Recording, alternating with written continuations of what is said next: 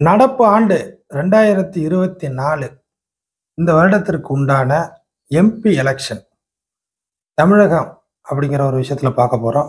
தமிழ்நாட்டை பொறுத்தவரை எம்பி எலெக்ஷன்ல எந்த கட்சி ஓரளவுக்கு அதாவது பார்த்தீங்கன்னாக்கா வெற்றி வாய்ப்பை பெறப்போகிறது என்பதற்கு உண்டான ஒரு சாதாரண ஜோதிட ரீதியான கணிப்பு. இந்த எம்பி எலெக்ஷன்ல தமிழக அமைப்புகள்ல பார்த்தீங்கன்னாக்கா பிரதான கட்சிகள் அப்படின்னா ஃபஸ்ட்டு டிஎம்கே திமுக, அடுத்தது அதிமுக, அடுத்தது தற்சமய சூழ்நிலையில் மூன்றாவது ஒரு தலைமை கட்சியாக பிஜேபி அப்படிங்கிற ஒரு கட்சியும் வந்து பார்த்தீங்கன்னாக்கா தேர்தலில் ஒரு முன்முனைப்புடன் களத்தில் இருக்குது. அதாவது இந்த மூன்று தலைமை கட்சிகளுக்குள்ள தான் அதிகமான போட்டி. அப்போ இதனை சார்ந்து வரக்கூடிய கூட்டணி கட்சிகள்னு சொல்லக்கூடிய பிற கட்சிகள்லாம் தொடர்புல தான் இருக்கும். ஆனால் இந்த வெற்றி என்பது இந்த மூன்று கட்சிகளுடைய தலைவர்களின் ஜாதக அமைப்புக்கு ஏற்பதான் அமைய போகுது. அவரவர் ஜாதகத்துக்கு எந்த சூழ்நிலையில் இப்போதைக்கு கிரக நிலைகள் வெற்றி வாய்ப்பை பெறக்கூடிய நிலைமையில இருக்குதோ அவர்களுக்கு கூடுதலான தொகுதிகள், கூடுதலான வெற்றிகள் கிடைக்கும் அப்படி என்பது அர்த்தம். ஆக ஏன் அப்படின்னாக்கா அவருடைய ஜாதக அமைப்பு மற்றவங்களுடைய போட்டி போடும்பொழுது சற்று பவராக தூக்கலாக இருக்கிறது அப்படி என்பதுதான் ஃபைனலாக இருக்கும் ஜோதிட ரீதியாக.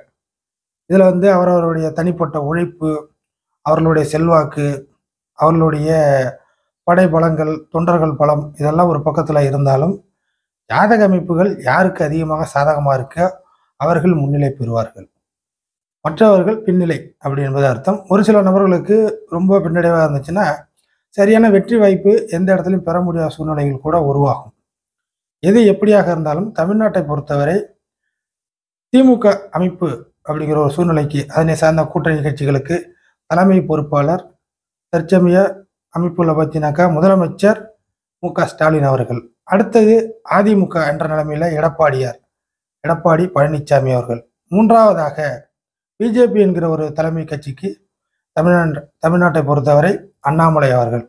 இந்த மூன்று பேருடைய ஜாதக அமைப்புகள் இது மட்டும் இல்லாமல் ரிசல்ட் வரக்கூடிய தேதி, அன்றைய நிலைமையில கிடைக்கக்கூடிய வெற்றி வாய்ப்பான ஒரு அறிவிப்புகள் இதெல்லாம் அவர்களுடைய மகிழ்ச்சியை வெளிப்படுத்தக்கூடிய நாள் வந்து பார்த்தீங்கன்னாக்கா ரிசல்ட் வெளிவரக்கூடிய நாள்.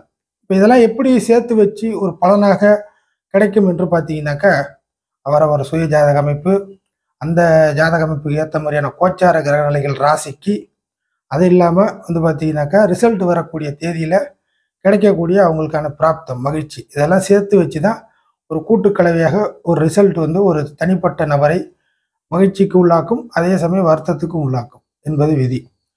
இப்போ இந்த 2024 இந்த ஆண்டை பொறுத்தவரை தமிழ்நாட்டில் எம்பி எலெக்ஷனில் எந்த கட்சிக்கு எந்த மாதிரியான விஷயங்கள் கிடைக்கும், யார் முக்கியமாக வெற்றி பெறுவார் அப்படிங்கிறதை பார்த்து பேசி முடிச்சிடலாம்.